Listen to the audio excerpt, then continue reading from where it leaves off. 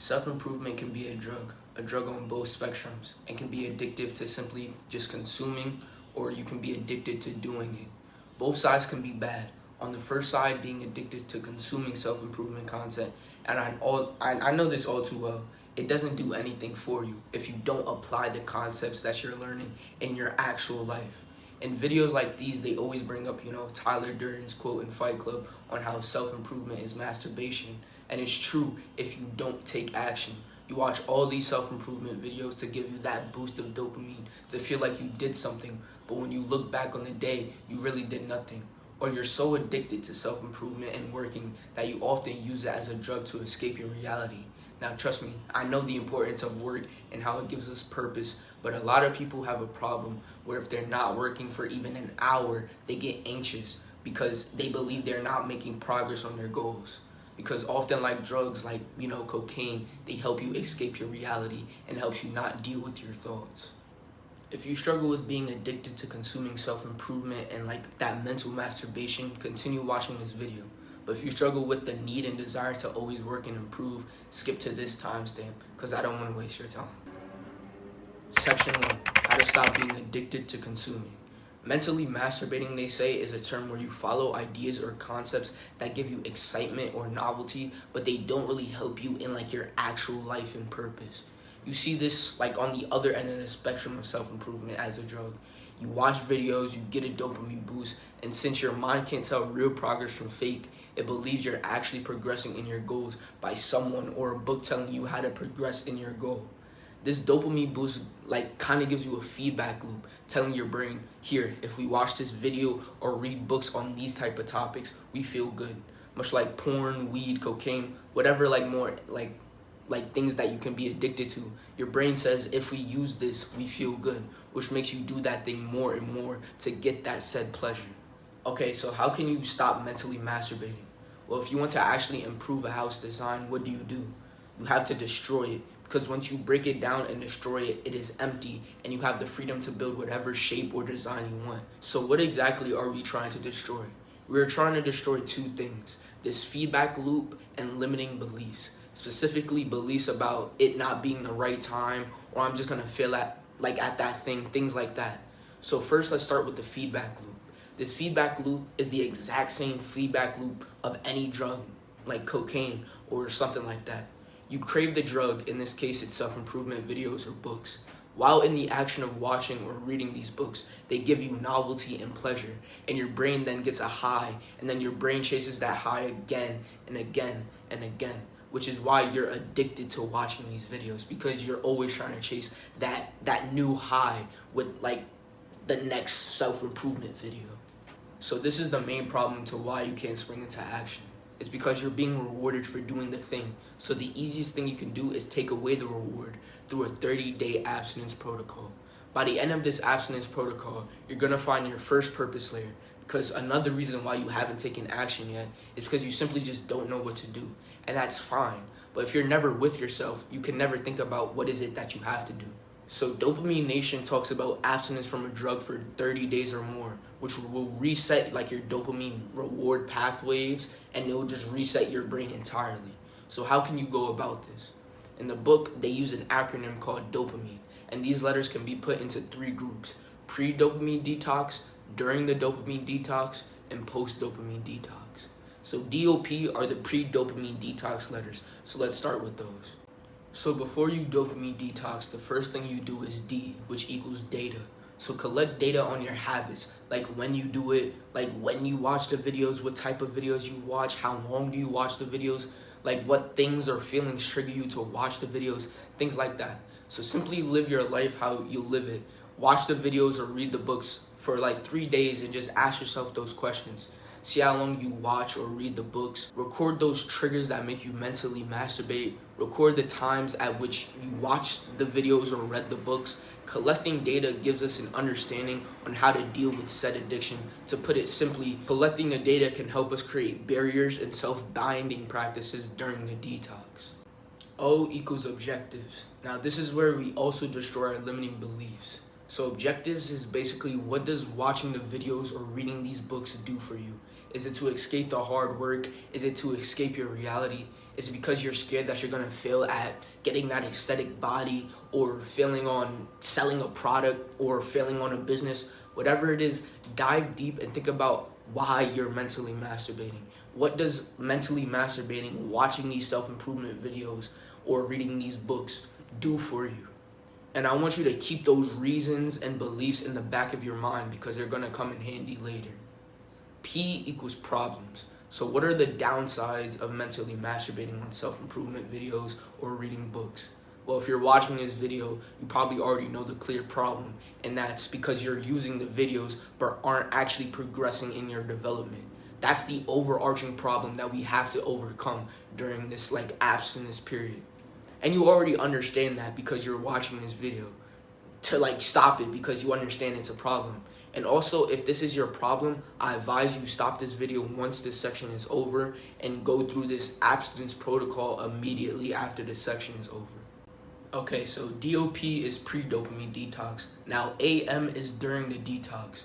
A equals abstinence. So once you collected all your data on your habits of consuming this content, you identify what consuming the content does for you, its benefits, and you also identified a clear problem that mentally masturbating has done for you, which is you're not making progress towards your goals, and it gives you a false sense of progress. It's time to actually abstain from this habit for 30 days. So during this abstinence, there's two things we need to accomplish in this time. It's to find our purpose layer and to destroy our limiting beliefs. Let's start with the easier one, which is finding that purpose layer. M in the acronym can help a lot. M equals mindfulness, which is things like meditation and observing rather than judging our thoughts to find our purpose layer. Whenever you have free time, instead of doing instant gratification practices like TV, social media, junk food, simply think, and think some more and ask yourself, what is your purpose? If you think enough during this 30-day period, you would probably have a thought that gives you a sense of certainty, this is what I have to do. And write that thing down and stick it up on your wall. For example, I'll give mine right here.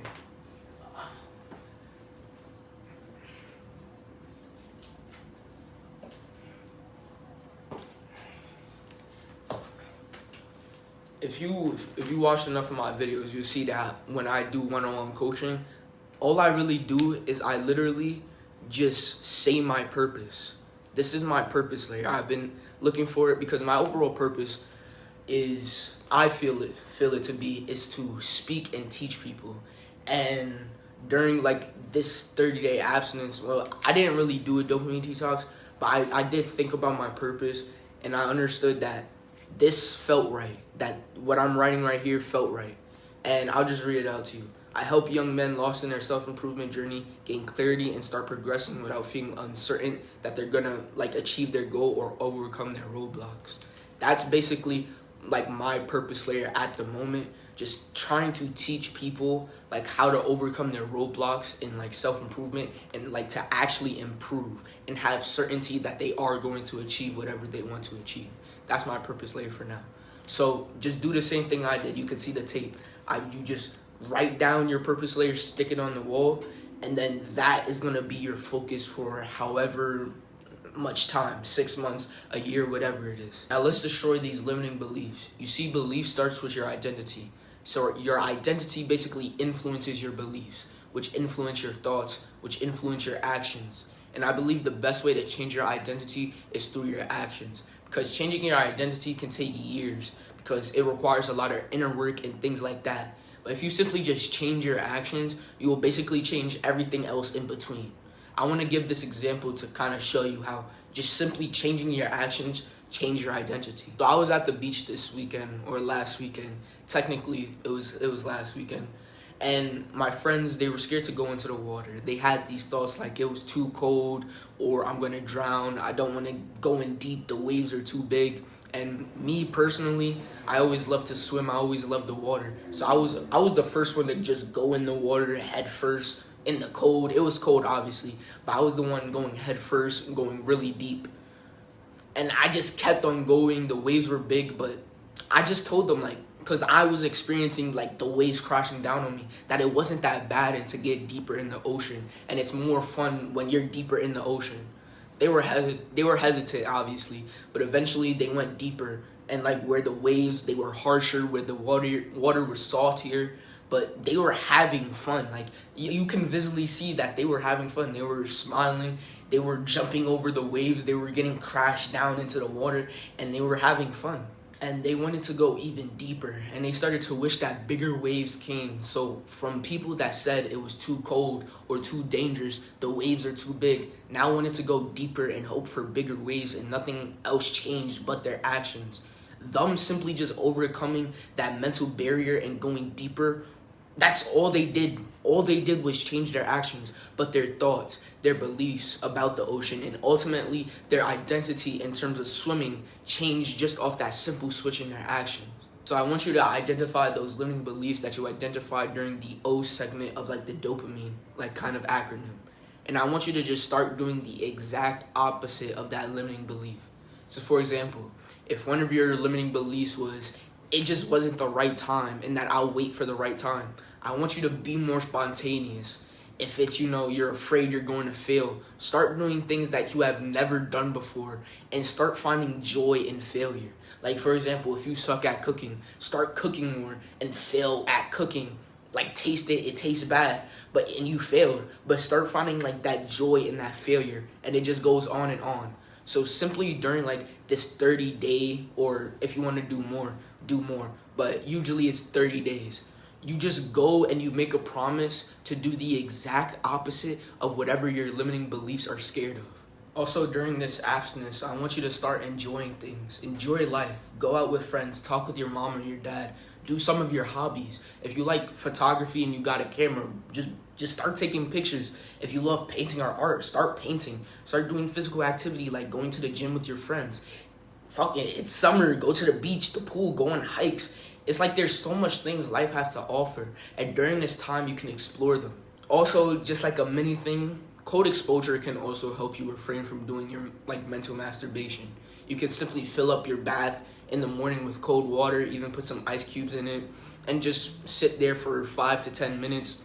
Or you can, if you got it like that, if you're rich like that, or you live in like kind of like an open area with a backyard, you could get an actual cold plunge, and you simply just go in it, sit in it for like 5 to 10 minutes, and it can help you like kind of refrain from, that mental masturbation. Now, you abstained from it for 30 days, and now it's time for like the post-dopamine detox. I equals insight. This is where after the 30 days you reflect on what you have done and how it makes you feel. Was abstaining from like that mental masturbation helping you feel better and do more things? N is next steps. This is where you essentially see what are the next steps on essentially consuming content effectively. Because consuming content and learning about things or watching and reading self-improvement is good. But we have to understand the next steps. Like, what are the things you're going to do in order to make like this consumption productive and actually help you towards your goals? My first step for you would be to only watch videos related to your purpose layer. So if your purpose layer has something to do with like physical activity, like building like an aesthetic body, or like, building your physical body, only watch videos on that. Only watch videos on the best diets to build muscle, the best exercises to build muscle, stuff like that. If it's to sell a certain product, right, then only watch videos or read books on business or how to create a good product and how to market it, and you get the deal. And E equals experiment. This is where you tweak some things and create physical barriers between you and these videos or books by putting them farther away or out of your sight. Or you can do chronological barriers where you promise yourself that you will only consume content or read books at this time. Categorical, where you categorize all the dopamines that relate to the mental masturbation. So for example, refraining from all social media can help you. But I will say that chronological self-binding is the way to go, where basically you just pick a set time where you're allowed to, sit down and watch content or read books. Remember, read or watch things that help you with your purpose layer, but make sure you actually use the concepts that you learn. Because if you're not using them, you're not actually, learning. Rather, you're just simply just watching the video. Before I end this section, I just want to add I have free one-on-one coaching calls for men that are lost in their journey of self-improvement and like to find clarity and start progressing in their goals without feeling uncertain that they're going to achieve their goal or not. And the link's in the description if you're interested. Section 2, how to stop being addicted to improvement. These are for the people that feel like they failed if they didn't work 24/7, workaholics basically. Now I know you have to work a lot to achieve your goals, but let's be honest here. Nobody can work 16 hours and then produce 16 hours of quality work. All these entrepreneurs, because if you have this problem, you're probably in business. But because if you have a physical goal, like build like an aesthetic body, you shouldn't be it's common knowledge that you can't be in the gym 24/7. But all these entrepreneurs you look up to, they probably work around 12 hours and get 12 hours of productive work done. Obviously, you can go higher if you can, but after this 12-hour threshold, it's kind of pointless because you simply just not have the focus to put in that quality work. Now, when entrepreneurs do decide to work 24/7, it's because it's for damage control. They're trying to stop their business from collapsing. But if you're just simply trying to build a business or sell a product, 12 hours is the max amount of quality work you can do. Of course, there's outliers that can put in 14 hours of quality work, but on average, it's around 12 hours of quality work. And also, these entrepreneurs that say they work 16 hours a day, those extra 4 or 5 hours mean absolutely nothing. They're just doing it for to say that they do it. And you think if you didn't do all that, right, you didn't work 24/7, you didn't make progress in the business and that you failed for that day. That if you're not 100% productive every day, that you're not progressing. This is simply false. Because let's say you are working 12 hours of productive work. And let's say you sleep 8 hours, meaning 16 hours you're up. That's 75% of your day that you're spent pushing the projects and progressing in your purpose. You're good, you're making progress, you're doing the things you set out to do, you're good. You're 75% of the time you're up, you're working. That's good enough. Remember, have a clear goal that you want to achieve by the end of the day. Work until it's finished and boom, you're done. You're progressing towards your goals and purpose. As long as day by day you're achieving those goals you set for yourself, those daily goals you set for yourself, don't worry if you're not progressing or not, because you are progressing. As long as you stick and you're achieving those daily goals that you have set for yourself. More work does not equal more output. Find the highest leverage activities that you need to do and simply work towards those things, getting better at them. And if you can put in 12 hours of those highest leverage activities, that is more than enough for you to achieve your goals. So stop thinking just because you're not working 24/7, you're going to fail. Finding the most important things you need to do, setting those daily goals relating to those highest leverage tasks, and putting in daily focus and quality to achieve and complete those to-do list goals are all you need to do progress and make progress in your purpose and goals. That's all you need. You don't need to hyperfixate on how much hours you're working. That if this day you worked 8 hours, right, and you achieved that goal you set out to do, and the other day you worked 12 hours, it doesn't mean that 12-hour period was more productive. It was just that you completed that goal at different times. That's all that it means. Just because you're putting in more hours doesn't mean you're putting in more work. A lot of people put in more hours to basically fill up their ego, to make them feel like they're doing something, but they're actually not doing something. Again, it's giving you a false sense of progress. The second reason people have this obsession with work and self-improvement is because they believe it's a duty to do it. Although, yes, you should have a responsibility to develop as a man and work, you actually don't need to do it. You're choosing to do it. And once you realize it's a choice, you realize that you'll have much more fun in working because it doesn't feel like you're forced to do it. You're doing it because you want to. And that acknowledgement that you have a certain desire to work makes it much more enjoyable when you're working. And you'll probably work longer because it's enjoyable now. So now you're not looking at the clock anymore. You're just doing the work because you enjoy doing the work and you enjoy making progress and achieving those daily goals. Creativity without business is usually victimization, and business without creativity is a waste of fucking time. This quote by Pharrell opened my eyes on the true essence of business that balances your overall happiness and fulfillment to profit.